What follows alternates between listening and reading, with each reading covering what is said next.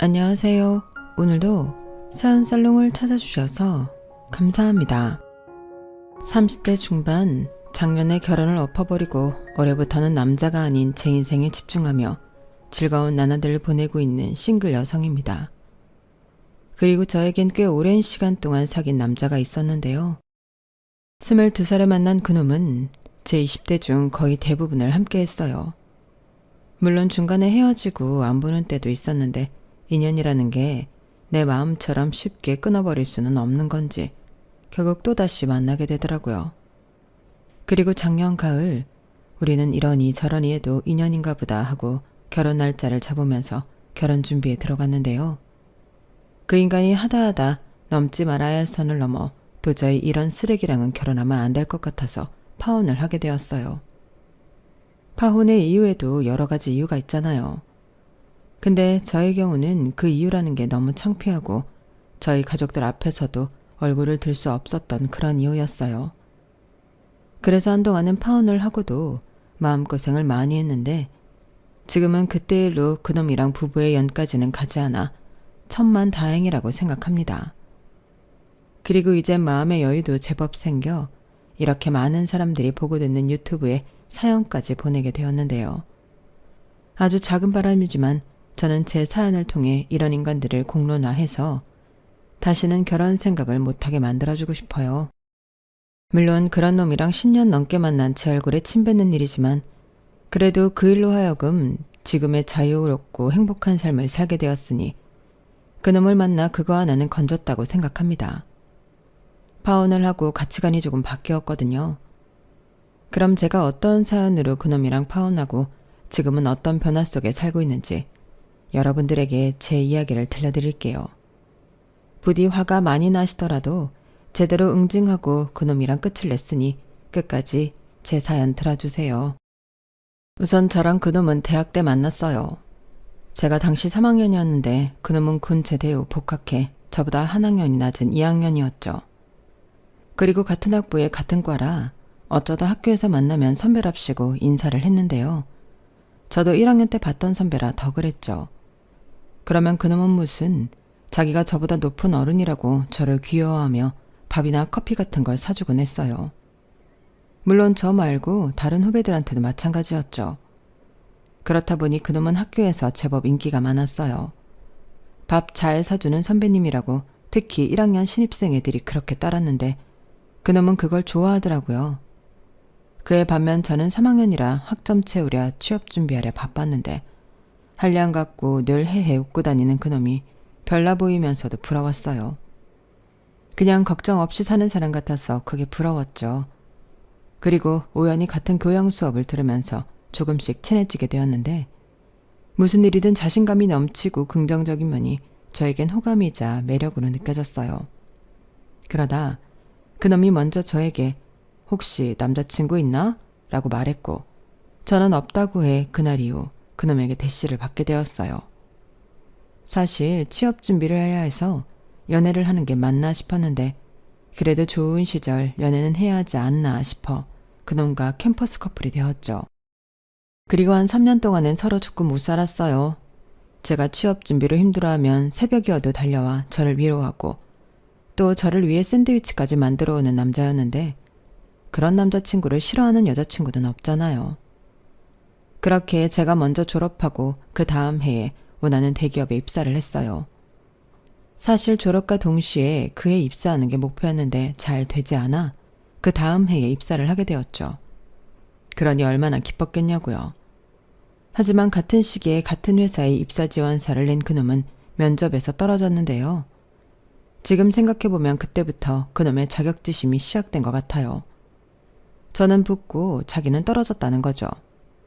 그래도 자존심에 자기는 괜찮다고 저라도 붙어 다행이라고 친구들까지 불러 축하 파티를 해줬는데 저는 차마 그 속에서 부글부글 끓고 있을 그놈의 마음을 알아차리지 못했어요. 오히려 친구들과 함께 오빠는 진짜 대인배다. 다른 남자 같으면 자기는 떨어졌다고 꽁해있을 수 있는데 어떻게 파티까지 열어줘? 와, 오빠 짱이다. 이러면서 그놈을 추켜 세워줬는데요. 아마 그래서 그 인간은 더 자기 자신을 쿨한 인간처럼 보이려 행동했던 것 같아요. 그리고 다른 대기업과 공공기업에 입사 지원을 한 그놈은 또 물을 먹었고, 그의 추운 겨울, 자기는 아무리 생각해도 직장인 팔자가 아닌 것 같다며 가게를 차리겠다고 했는데요. 저는 말렸어요. 당연하잖아요. 그 나이에 가게를 차릴 돈도 없고 또 경험도 없었는데 무작정 덤빌 일이 아니라고 남자친구를 설득했죠. 하지만 그놈은 그의 연달아 맛본 입사 실패 때문인지 제 말은 들으려 하지 않았고, 저는 그러면 일단은 한 3년 정도 일을 배워보라고 권했는데요. 그놈은 그것도 싫다고 했어요.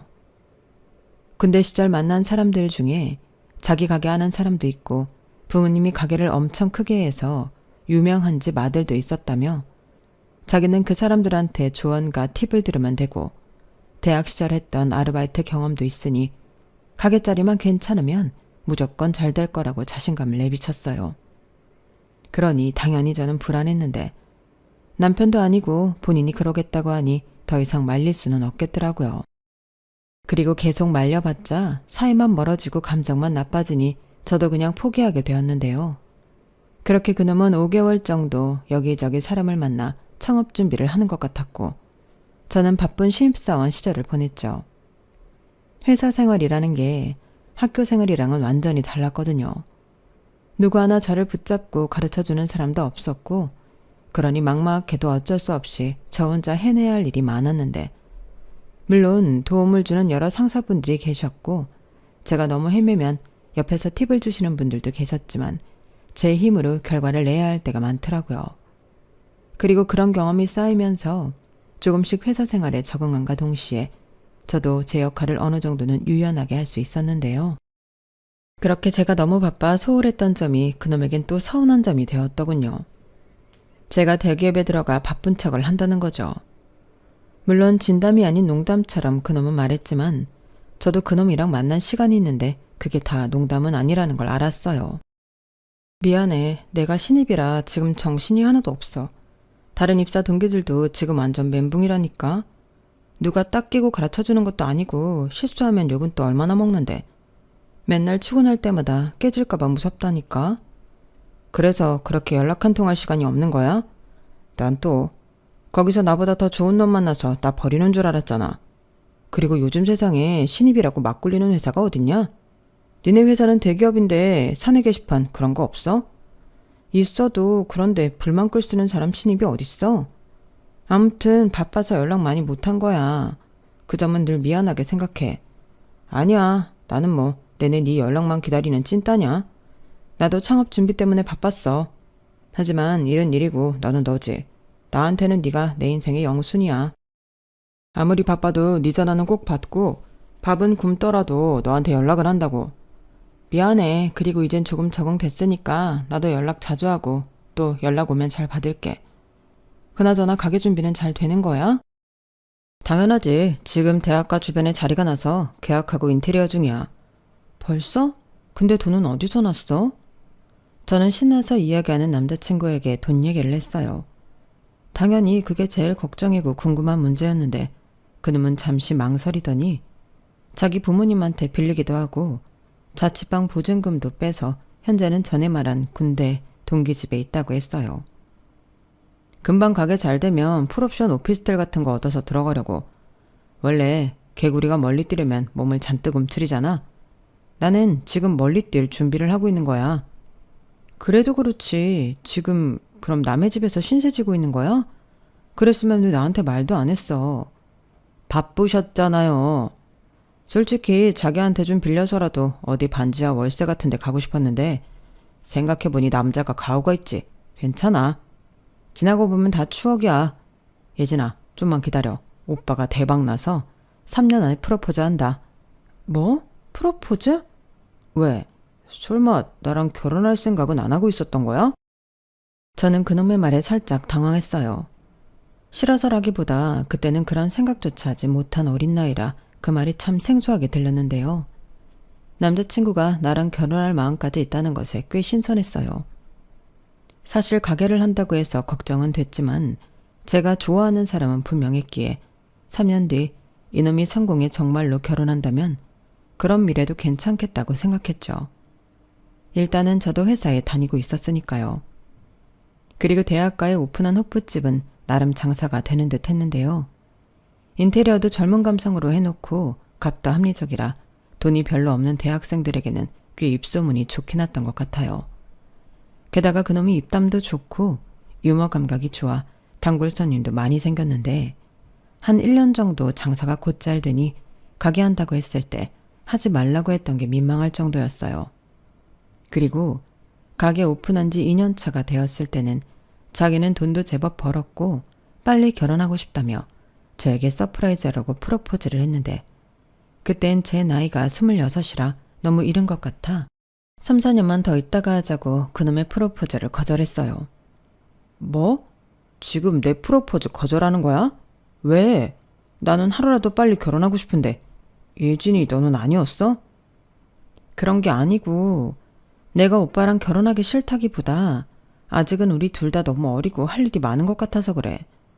오빠도 지금 가게가 잘 된다고는 하지만 부모님한테 빌리는 것도 돈도 아직 갖고 있는 중이잖아.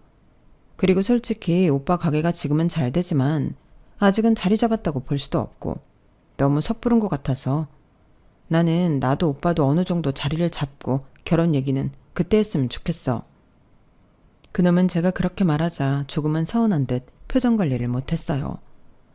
자기는 자기 나이가 28이니 결혼을 해도 된다고 생각하는 눈치였고 당장 모은 돈은 별로 없어도 가게가 잘 되어가니 앞으로를 생각해 결혼할 수 있다고 생각한 모양인데 자기 딴에는 제가 프로포즈를 거론할 줄은 몰랐던 거죠.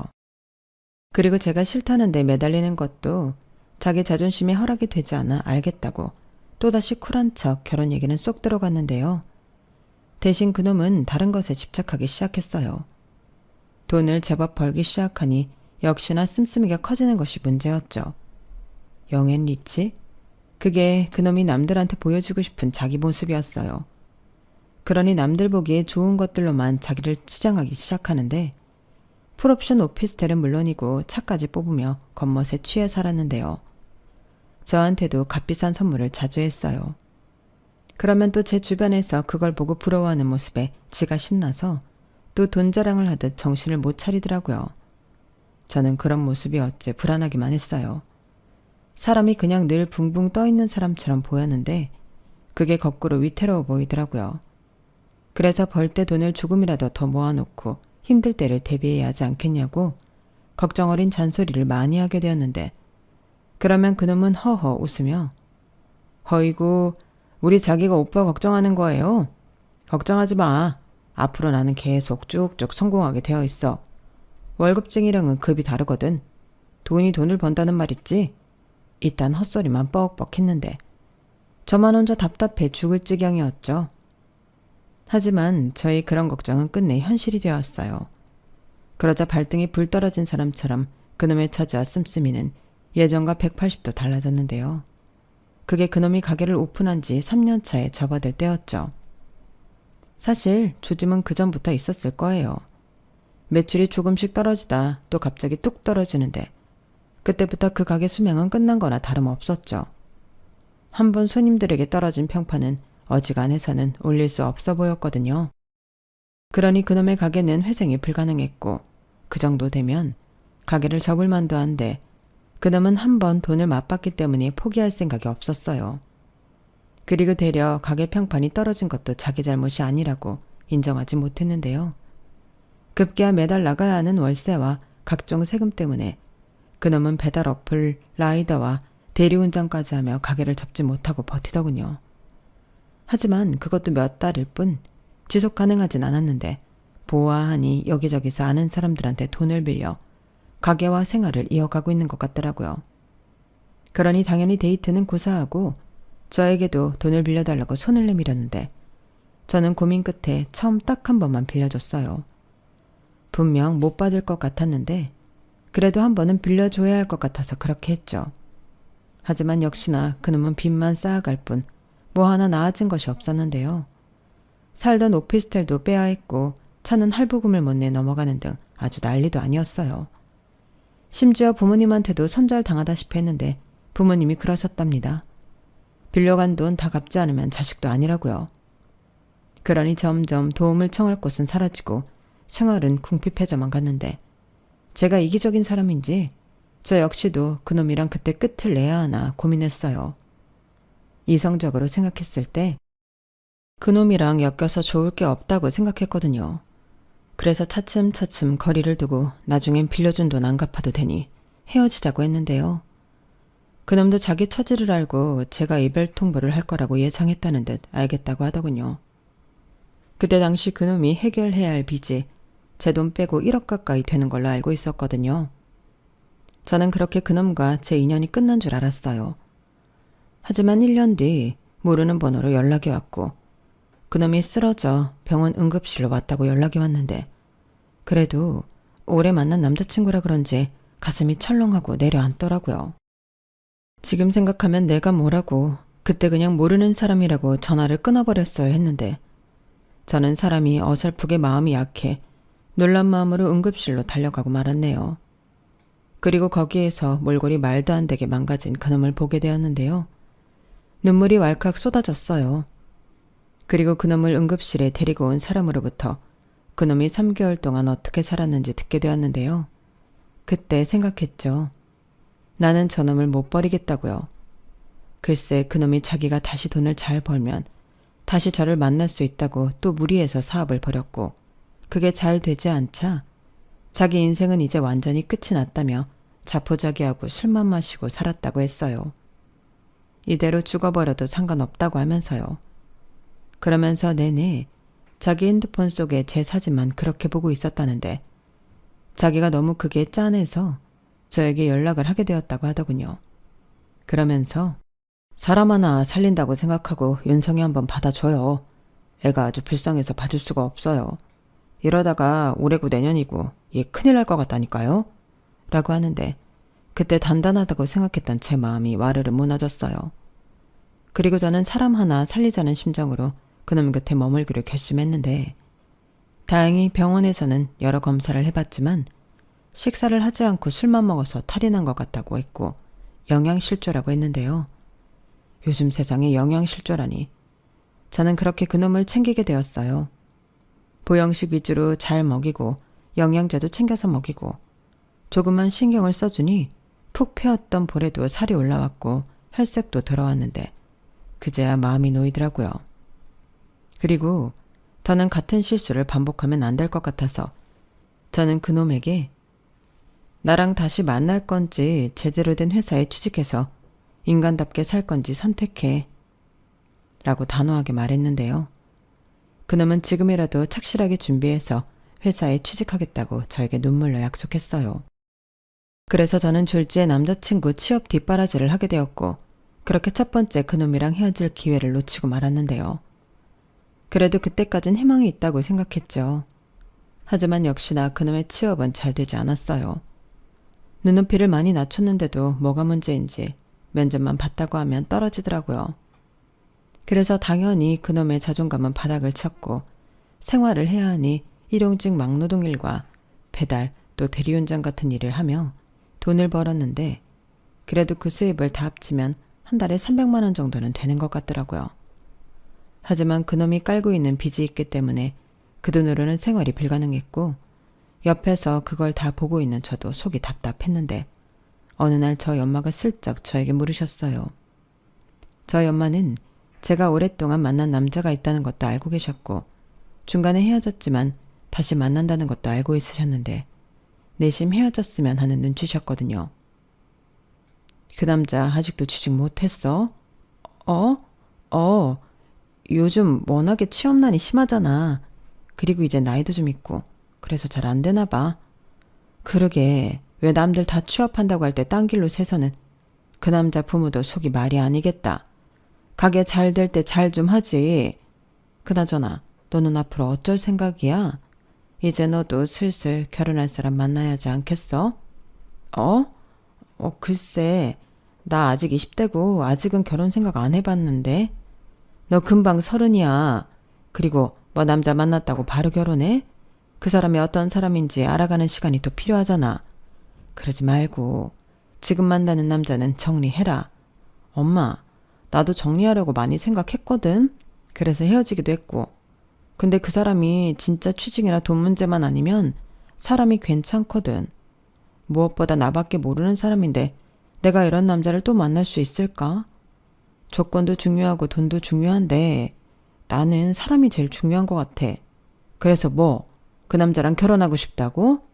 너 네 아빠 역정내는 거 보고 싶어? 물론 지금 당장은 아니고 시간이 좀 걸리더라도 그 사람 자리 잡으면 정식으로 소개할게. 엄마 아빠도 막상 보면 마음에 들어 할 거야. 살갑고 다정하고. 아무튼 조금만 더 기다려줘.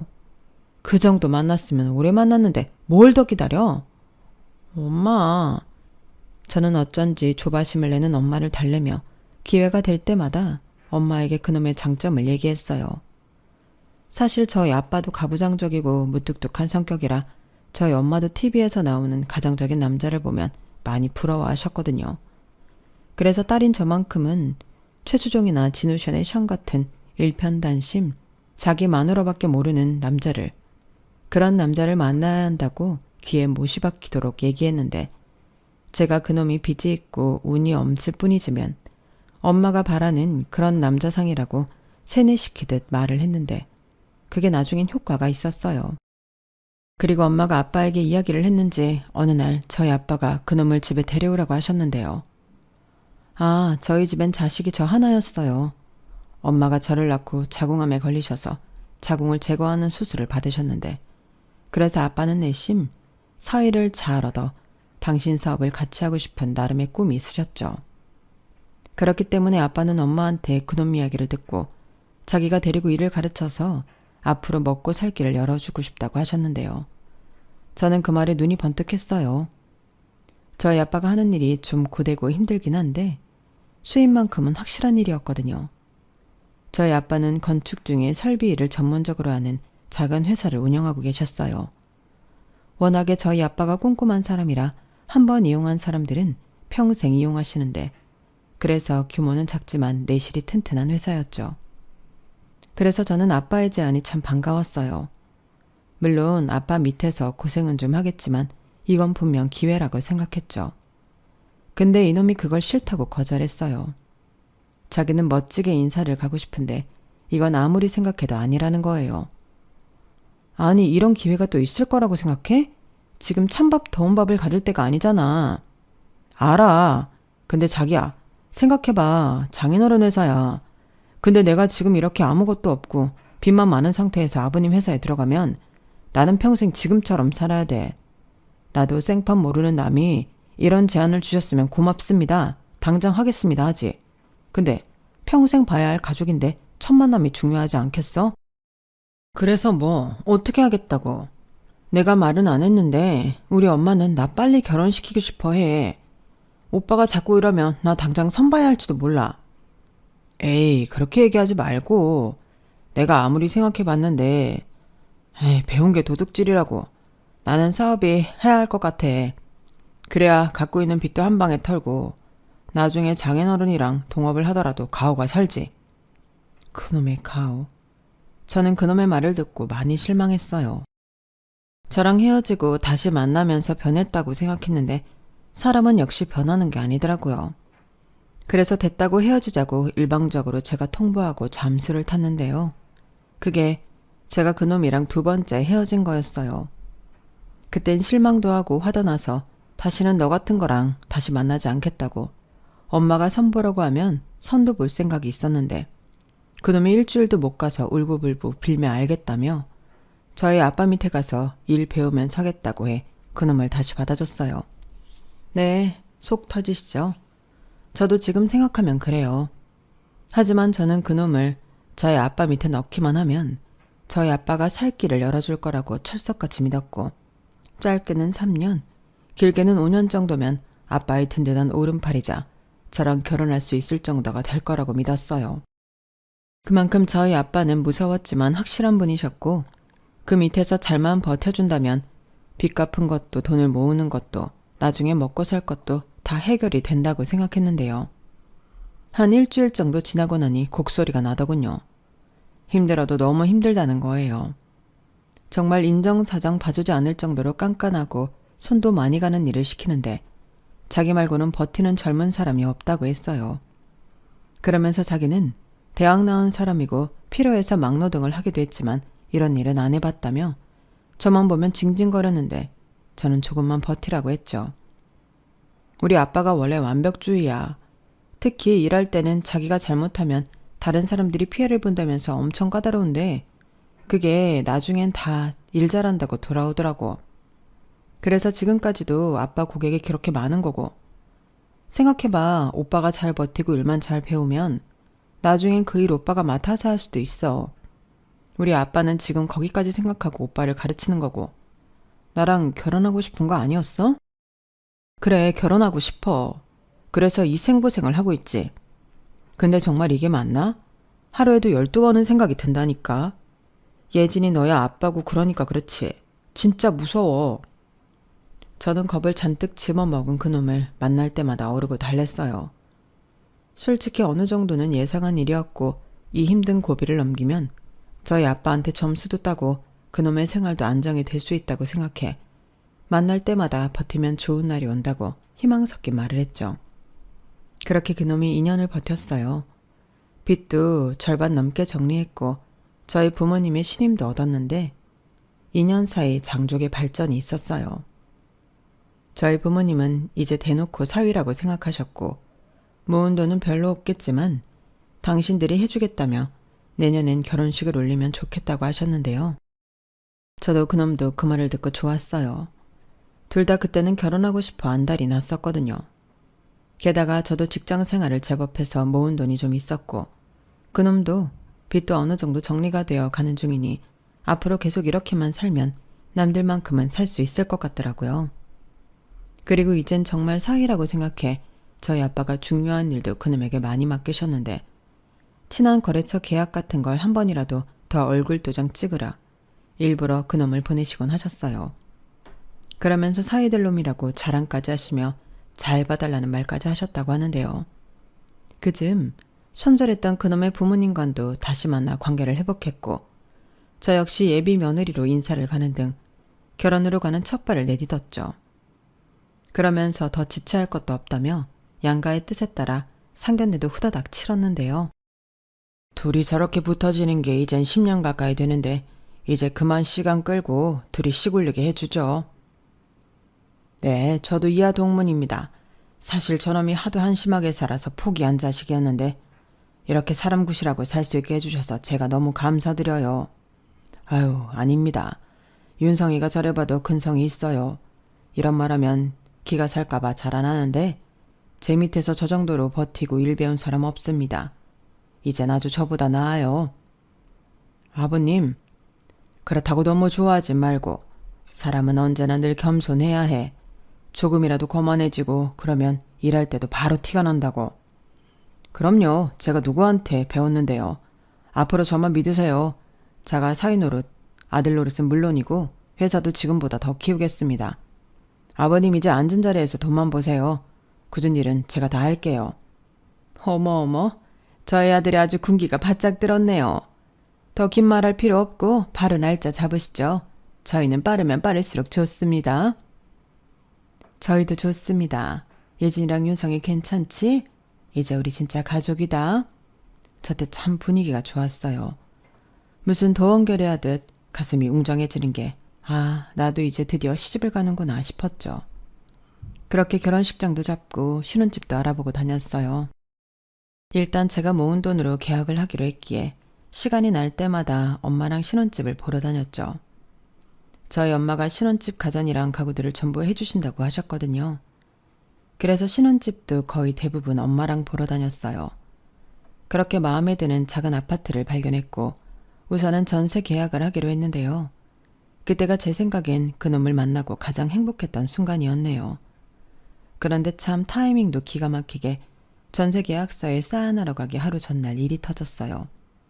글쎄 이놈이 저희 아빠 대신 진행한 계약 중 일부 돈을 빼돌린 게 발각이 된 거였어요. 이중 계약서를 작성한 거죠. 그러면서 교묘하게 저희 아빠를 속였는데 한두 건이 아니었어요. 다 해서 3억 정도 돈을 중간에서 횡령했는데 그게 불과 3개월 사이에 벌어진 일이더라고요. 그리고 그 사실을 뒤늦게 한 저희 아빠는 결혼이고 뭐고 너 같은 건 콩밥을 먹어야 한다며 사문서 위조와 횡령으로 고소를 하겠다고 노발대발하셨고 그놈은 오히려 뻔뻔하게 이런 말을 하더군요. 횡령이라뇨. 저는 억울합니다. 네, 제가 이중 계약서를 쓴 건 맞는데요. 이게 다 우리를 위해서 한 일이었어요.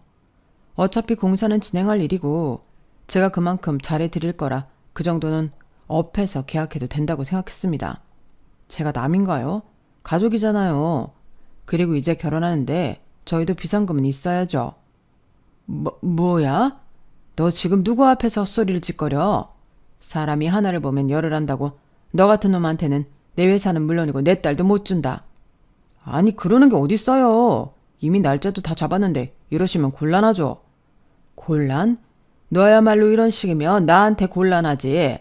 무슨 일이든 신용이 바탕으로 이루어지는 건데 너는 그 신용이 없잖아. 나는 너같이 딴머리 굴리는 놈 세상에서 제일 싫어한다. 내가 너 같은 종류의 애들을 한두 명 보겠니? 성실하고 근성 있는 놈이라고 생각했더니 이렇게 장인이 될 내 뒤통수를 쳐? 너 같은 건 콩밥 먹이고 이 사회랑 격리시켜야 해. 진짜 너무하시네. 사람을 그렇게 개처럼 부려먹더니 고작 이런 일로 저를 고소하십니까? 저는 얼굴이 뜨거워서 미칠 지경이었어요. 빌어도 모자랄 판에 저놈이 저희 아빠한테 저러는 걸 저희 엄마랑 보고 말았으니 정말이지 창피해 죽겠더라고요. 그래서 달려나가 그놈의 정강이를 있는 힘껏 차버렸는데요. 그 순간 저도 제정신은 아니었어요. 야, 진짜 너는 구제불능이구나. 어떻게 예비장인 뒤에서 장난을 쳐? 그리고 걸렸으면 싹싹 빌어야지. 그 태도 뭐야? 우리 아빠가 너 하나 사람 만들어서 나랑 결혼시키려 했는데 네가 다 망쳤어. 아이씨, 아프잖아. 그리고 내가 뭘 망쳐? 나는 너랑 잘 살려고 그런 거야. 내가 중간에서 한 노력은 아무것도 없는 거야? 왜 말을 그렇게 해? 나는 뭐 니네 가족 앞에서 가우 떨어지게 굽실거리는 종놈으로 살아야 하는 거야? 너야말로 정신 차려. 앞으로 미래에 누구랑 오래 있을 것 같아? 그게 너는 아니지. 설마 이런 식으로 해놓고 내가 너랑 결혼할 거라고 믿는 거야? 파혼이야. 너 같은 쓰레기랑은 절대 결혼 안 해. 그놈은 제가 결혼을 엎어버리자 이성을 잃고 괴성을 질렀어요. 그리고도 자기 분을 참지 못하는지 제 앞에서 손을 번쩍 들어 올렸는데요. 그 모습에 저희 아빠가 그놈의 뒤통수를 후려 갈겨버리셨죠. 그랬더니 그놈은 폭행죄로 저희 아빠를 맞고서 하겠다고 하는데요. 저희 아빠는 마음대로 하라고 하셨어요. 당신은 조용하게 일을 끝낼 생각이 전혀 없다면서 그놈을 무슨 일이 있더라도 감옥에 집어넣겠다고 일을 가셨어요. 그 사이 저희 엄마는 충격에 쓰러지셨고 이게 다 제가 사람을 잘못 만나 생겨난 일인 것 같아 저는 가족들 사이에 죄인이 되었는데 정말 이제 고개도 들고 다닐 수 없었어요. 아빠는 아빠대로 회사 이미지가 망가져 마음고생 몸고생 하시고 엄마는 늘 한숨만 쉬시며 밥도 잘 못 드셨는데 그걸 옆에서 다 보고 있으려니 너무 괴로웠죠. 그래서 당연히 그놈이 밉고 원망스러웠어요. 결혼하자고 하더니 처가 식구들 상대로 저런 더러운 짓을 하는 놈이 어디냐고요. 그리고 너무나도 뻔뻔하게 저희 아빠 앞에서 대드는 모습은 지금 생각해도 충격적이었는데 저런 마인드로 살았으니 제대로 된 직장을 구하지 못했구나. 절로 납득이 되더군요. 그리고 저희 아빠는 바로 법적 절차 밟아서 그놈 통장도 묶어버리고 그놈이 그달에 받아야 할 월급도 차압하셨어요. 그러자 이번엔 그놈이 노동법에 신고할 거라며 입에 거품을 무는데 자기가 힘들게 일한 돈은 줘야 하지 않냐며 법적으로 대응하겠다고 큰 소리를 쳤답니다. 그래서 너 하고 싶은 대로 하라고 저희 아빠가 눈 하나 깜짝하지 않았는데 저희 아빠가 아무런 근거 없이 그런 일을 할 수 있는 게 아니잖아요. 그리고 지도 억울하다고 여기저기 알아보기는 한 모양인데 자기한테 승산이 없고 오히려 횡령은 중범죄로 실형을 살 수 있다는 말에 그놈이 꼬랑지를 팍 내렸는데요. 중간에서 슬쩍 한 3억 중 8천만 원을 다시 회사 계좌에 넣겠다며 저희 아빠에게 사정을 했어요. 자기 통장이 지금 막혀서 아무것도 할 수 없다며 있는 거 다 돌려드리겠다고 했는데 3억이 왜 8천이 됐냔 말이죠. 그리고 슬슬 나오는 말들이 가관이었는데 그 사이 진빚이 더 있다는 거예요. 그것도 사금융이라 이자가 어마어마했는데 그거 안 갚으면 결혼식이고 뭐고 지도새도 모르게 장기를 꺼내 팔겠다는 협박을 받았다면서 빚 갚는 데 썼다고 했는데요. 정말 죄송합니다. 무서워서 그랬어요. 그리고 다른 사람도 아니고 가족들 사이니까 제가 앞으로 두고두고 잘하면 된다고 생각했는데 이렇게 빨리 들키게 될 줄은 몰랐습니다. 제가 죽일 놈이에요, 아버님. 근데요, 저 이번 한 번만 봐주시면 절대 실망시켜드리지 않겠습니다. 저 이제 일도 제법 잘하잖아요. 아버님, 저 기회 딱 한 번만 주세요. 저 예진이 없으면 죽습니다. 저 예진이 제 목숨보다 사랑해요. 사랑 같은 소리 안 해. 나는 내 딸 너같이 대책 없고 무책임한 놈한테는 절대 못 줘. 사금융? 나이도 젊은 게 벌써 그런 데까지 손을 댔다는 거야? 그럼 그동안 받은 월급은 죄다 어디에 쓰고? 그것도 사실은 다 빚 갚고 그랬어요. 그래, 너는 평생 그렇게 빚지고 빚 갚고 그렇게 살아라. 너는 지금 보니 딱 그렇게 살다 죽을 놈이네. 됐고, 나는 전부 법으로 할 테니 앞으로 내 앞에, 내 딸 앞에 나타나지 마. 당장 꺼져. 저희 아빠는 그렇게 그놈을 내쫓듯이 내쫓아 버렸다고 하셨어요. 그리고 그놈이 저한테 얼씬거리면 지체하지 말고 경찰에 신고하라고 했는데요. 그러면서 저희 아빠가 먼저 저한테 그러시더라고요. 예진아, 지금 일어난 모든 일 중에 네 책임은 단 1%도 없다. 넌 그냥 그놈을 믿었고 좋아했던 것뿐이야. 사람이 사람을 좋아하는 건 어쩔 수 없는 불가항력이지. 그래서 나는 너를 탓할 생각이 전혀 없다. 이건 네 엄마도 마찬가지야. 우리도 그놈이 썩 괜찮은 놈이라고 생각했거든. 그러니 그냥 결혼 전에 이런 일들을 알게 되어 다행이라고 생각하자. 그래도 아빠 미안해. 미안하긴. 아빠도 사람 보는 눈이 있다고 생각했는데 이제 늙었나 봐. 아빠라도 금방 알아차렸으면 좋았을 텐데. 그러니 이제 얼굴 좀 피고 다녀. 아빠가 요즘 우리 딸 얼굴 보기가 너무 안쓰러워서 끊었던 담배 생각이 자꾸만 난다. 뭐야, 어떻게 끊은 담배인데? 예진아, 엄마도 마찬가지야. 그냥 요 근래는 너무 속상해서 엄마도 좀 우울했는데 생각해보니 얼마나 다행이니? 이혼보다는 파혼이 낫지. 이건 조상님이 그동안 엄마가 제사상 잘 차렸다고 도와주는 덕이야. 그러니 우리 이제 다 잊고 예전처럼 살자. 엄마 이제 아무렇지 않아. 그리고 너한테도 시집가라고 안 할게. 그냥 너 하고 싶은 대로 하고 살아. 엄마 고마워. 저는 그렇게 엄마 아빠의 배려로 무거웠던 마음을 조금씩 회복했어요. 그리고 그놈은 철저하게 법의 심판과 응징을 받았고 저 역시 결혼이 엎어진 유책을 그놈에게 물어 각종 위약금을 비롯한 정신적 피해 보상금 소송을 걸었는데요. 그냥 회복 불가능하게 만들어주고 싶었어요. 솔직히 아무리 무거운 벌을 내린다고 해도 저의 잃어버린 10년을 되돌릴 수는 없잖아요. 그리고 그놈은 배상한 돈이 없었기에 현재까지도 실형을 살아가고 있는데 마음 같아서는 그놈이 평생 거기서 나오지 않았으면 좋겠습니다. 나와봤자 또 쓸데없는 가오 챙겨가며 여기저기 빚 만지고 또 인생 말아먹을 게 분명하잖아요. 그리고 다시 관계 회복했던 그놈의 부모님도 저런 아들은 없는 게 낫다며 파혼과 동시에 또 손절을 하셨는데 부모가 오죽하면 저럴까. 저는 이해합니다. 그리고 그놈이 그곳에서 제대로 새 사람이 되어 나을 수 없다면 그냥 거기 계속 있는 것도 나쁘지 않을 것 같아요. 그런데 얼마 전 저에게 미안하다고 편지 한 통이 도착했는데 그 편지 읽지도 않고 버렸네요. 솔직히 수감되기 전에 저한테 빌고 매달리고 할 거 다 했거든요. 민사소송만이라도 취하해 달라고요. 하지만 제가 미쳤나요? 오래전에 빌려주고 못 받은 그 돈까지는 저는 받아낼 생각인 겁니다. 이렇듯 저의 20대 달콤했던 연애의 끝은 씁쓸하다 못해 삼킬 수 없을 정도로 구역질이 나게 끝이 났어요. 적어도 은혜를 원수로는 갚지 말았어야 했는데 그놈은 정말 할 수 있는 건 다 하고 간 놈이었어요. 그래서 이젠 그놈에게 하는 그 어떤 소송도 거리낄 게 없어요. 그 돈을 받아내든 못 받아내든 저는 평생 그놈을 괴롭혀줄 생각이거든요. 물론 제가 직접 하는 게 아니라 변호사를 통해서 말이죠. 그리고 오래 연애했던 한 사람으로 그 인간에게 이렇게 살면 인생 망한다는 걸 뼛속 깊이 새겨주고 싶은데요. 부디 다른 사람들한테는 피해주지 않고 자기 혼자 망가져 살았으면 하는 바람입니다. 저는 현재 여전히 같은 회사에서 열심히 일하며 살고 있어요. 그리고 저희 아빠 역시 원래도 그렇듯 자기 방식대로 지금까지 멋지게 뚝심 있게 회사를 운영해 나가고 계신데요. 저는 그때 일로 이상형이 바뀌었어요. 다정한 거 말고 그냥 저희 아빠처럼 고지식해도 정직하고 뚝심 있는 그런 남자를 만나야겠다고 생각이 들었거든요. 그런데 아직은 파혼의 후유증인지 남자를 만날 생각이 없어서 하루하루 하고 싶은 취미하고 여행도 다니며 혼자의 시간을 즐기고 있는데요. 나중에 누군가를 만난다면 그때는 그놈이랑은 비교도 될 수 없는 좋은 사람을 만나고 싶습니다. 저 그런 사람 만날 수 있겠죠?